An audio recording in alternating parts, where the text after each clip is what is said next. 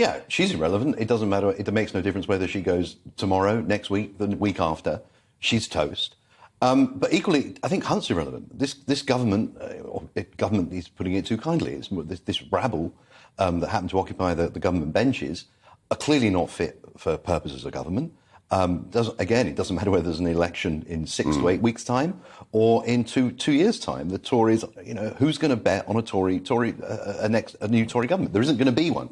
So it's not a question of what are the Tories going to be in government. I think what the Tories need to start asking themselves now, quickly, is what are they going to be in opposition? What kind of opposition are they going to be?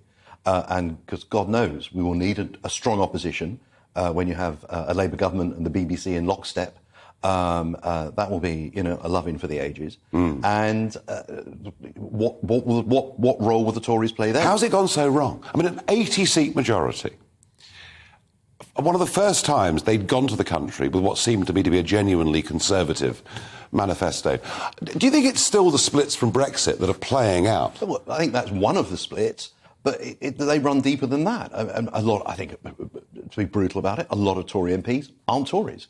They've been just as happy in a Blair government, even maybe a Nick Clegg Lib Dem party. They're not Tories. And, this coalition has finally come apart at the seams. You've got 12, and it was, the problem was, what the policies that Liz Truss was trying to pursue originally, I guess they're good old-fashioned Tory policies. But you can't suddenly present good old-fashioned Tory policies after 12 years of telling people the exact opposite, of telling people that public spending will always go up and there'll never be a price to pay, when you pour away £400 billion on a pointless lockdown, which, as far as I can see, only achieved the ends of destroying the country's work ethic, teaching people that they didn't need to work or they could work when and wherever they wanted. Especially if you're a civil servant, of course. Yes. Well, even in the private sector, took millions of people out of the workplace.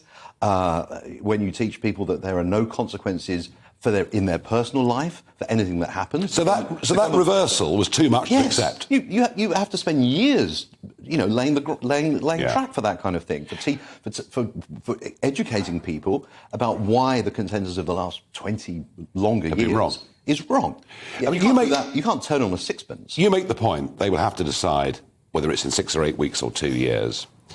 And who knows when the next election is going to be. I mean, it seems to me if they get rid of this leader and appoint another one, the clamour for an election could be very great. But your big point, is they must decide what they're going to be in opposition. I think it's perfectly clear that the One Nation wing of the party are back completely in control. The Brexiteers appear to be routed, ageing in many cases. Sir Edward Lee, got up on Monday in the House of Commons and said, well, if we can't even cut taxes with a big Conservative majority, what is the point of the Conservative Party? And I have to say, that's a question that I've been asking. So if they go into opposition, and if they're going to continue the sort of Cameroon, SDP type agenda, what happens then? Well, essentially, they're just Labour light. Again, what is the point of that? There must be, traditional Tory voters should be given a better choice between this shambles and the Labour Party. Well, yeah. And, currently... You say shambles, news just reaching me. Another... New shambles? Yeah, new shambles. I said blink and you miss it. I'm running out. Wendy Morton, the chief whip, has just resigned. So they just descend into farce. Presumably over the fracking. Over the fracking, yes. Yeah. So is it possible? Two questions here. One, is it possible that a party can come along and replace the 200-year-old Conservative Party? And secondly, if we got PR, do you think Labour, if they win a big majority, will bother with PR? No, of course they won't. They won't, will they? No one, everyone's in favour of PR until they're in charge. Yes. And all of a sudden yes. they're not in favour. No, this is going to, unfortunately, going to take years and years and years to unwind. The shape of the Tory party after the next election will largely depend on who survives. Which MPs hang on to their seats and what the complexion of the party is after the election. If most of the survivors tend to come from the ERG wing, then you're going to have a different Tory party.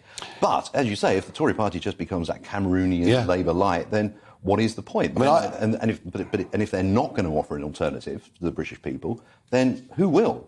And I led a couple of insurgencies. Nigel. Well, I led a couple of insurgencies, quite successful insurgencies against the Conservative Party, and the net effect of what I did was to, yes, get that issue that nobody wanted to talk about onto the table and succeed in leaving the European Union. But the political effect of what I did was to help the Conservative Party win an 80-seat majority. What I wasn't able to do was to crack the first-past-the-post system. 4 million votes in 2015 and 1 seat. Is it possible they can be replaced, or do we have to hope that they suddenly become a Conservative Party again? It depends how badly they lose. Yes, of course. If they lose badly and then don't form a coherent opposition, if they leave a gap in the political market, if you like, then yes, in time for the election after that, yes, another party could come along and displace them. But we're talking electoral cycles here, multiple electoral cycles before it shakes out. We're looking perhaps into the 2030s. Yes. Which is a very depressing thought for many of our viewers and many of our listeners. Especially for you and me. Well, no, desperately so. Enough to drive a man to drink. Martin Clarke, thank you very much indeed.